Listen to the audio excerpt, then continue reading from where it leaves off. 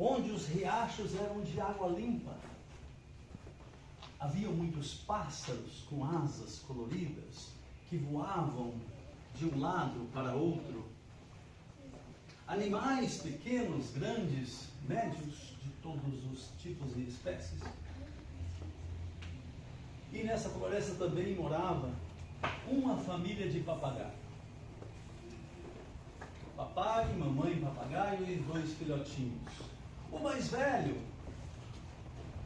um pouco menor do que vocês, assim vamos dizer, ele já estava ganhando as peninhas, as penas já estavam crescendo e ele queria voar. Queria voar, não queria ficar no ninho.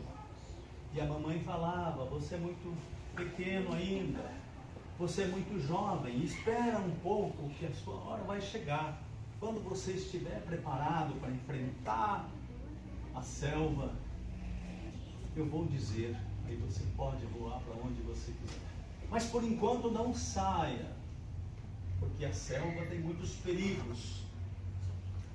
Uma manhã, a mamãe, papagaio e o papai saíram para buscar alimento. Ficaram lá no ninho apenas o pequenininho e o maiorzinho que estava doido para sair. Ele colocou a cabecinha para fora do ninho, viu que a mamãe e o papai não estavam por perto. Ele falou: é agora que eu vou voar. Bateu aquelas asinhas pequenininhas e voou.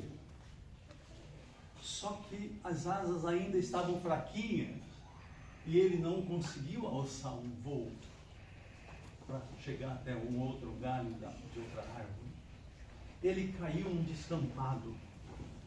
E quando ele caiu ali naquele descampado, infelizmente era onde tinha arapuca. Vocês conhecem a arapuca? É um instrumento assim que os antigos faziam e armavam, colocavam ali uma quirela, quando o bichinho vinha ali comer, caía aquela arapuca. Como se fosse uma ratoeira, vamos dizer assim. E prendia. Eram os caçadores de animais exóticos que vendem os animais. E vocês sabem que é proibido vender animais. Principalmente animais da floresta. E ele então foi capturado e levado para a cidade. Lá ele ficou aprisionado numa gaiola de arame, sofrendo, pensando: por que é que eu fui desobedecer a minha mãe? Por que é que eu saí sozinho? Ela falava que havia muitos perigos e eu não acreditei. Eu fui sair sozinho e olha agora onde eu estou aqui, aprisionado e sem saber o que vão fazer comigo. A sorte deste filhote de papagaio é que apareceu um humaninho pequenininho que gostava de bichinho. Todas as manhãs ele ia lá na gaiola, dava água, dava alimento e começou a conversar com aquele papagaio. E vocês sabem que papagaio aprende a falar igual nós, né? E então aquele papagaio aprendeu a falar com aquele humaninho do tamanho de vocês. O tempo passou e o papagaio sempre falava para aquele menino: eu quero voltar para a floresta que é a minha casa. Aqui não é a minha casa, eu quero voltar para minha mãe, para meu pai, para minha família. E a criança falava: mas eu não sei se eu posso te ajudar, porque eu também não posso sair. Aí, quando ele cresceu um pouco, as asas já estavam mais fortes, e ele insistindo para aquele menino que ele queria voltar para a floresta, o menino resolveu abrir a porta da gaiola. E ele então voou. Só que ele já não sabia mais para que lado ficava a floresta.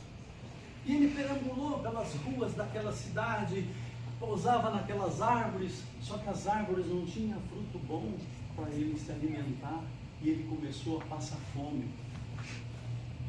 Para não morrer de fome, ele tinha que revirar os lixos que os humanos jogavam com o resto de comida.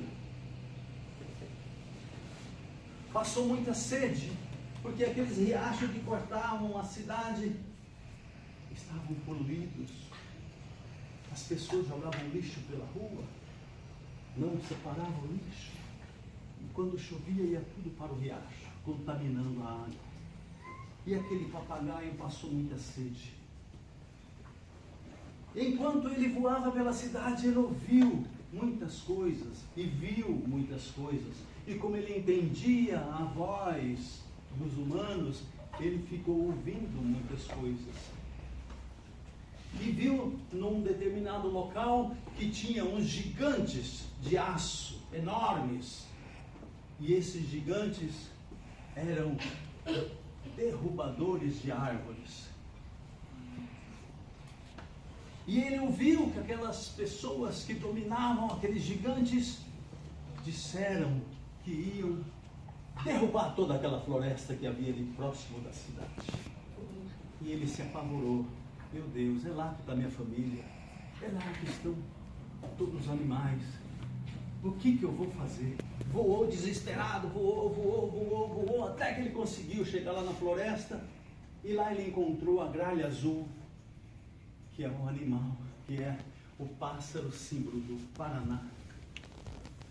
E próximo de uma araucária, que também é a árvore símbolo do Paraná, ele pousou e encontrou a gralha azul e falou: gralha, você que protege toda essa floresta, os seus ancestrais que ajudaram a semear essas grandes araucárias, pegando o pinhão no bico ou nas garrinhas e voando, e aqueles frutos que caíam, brotavam.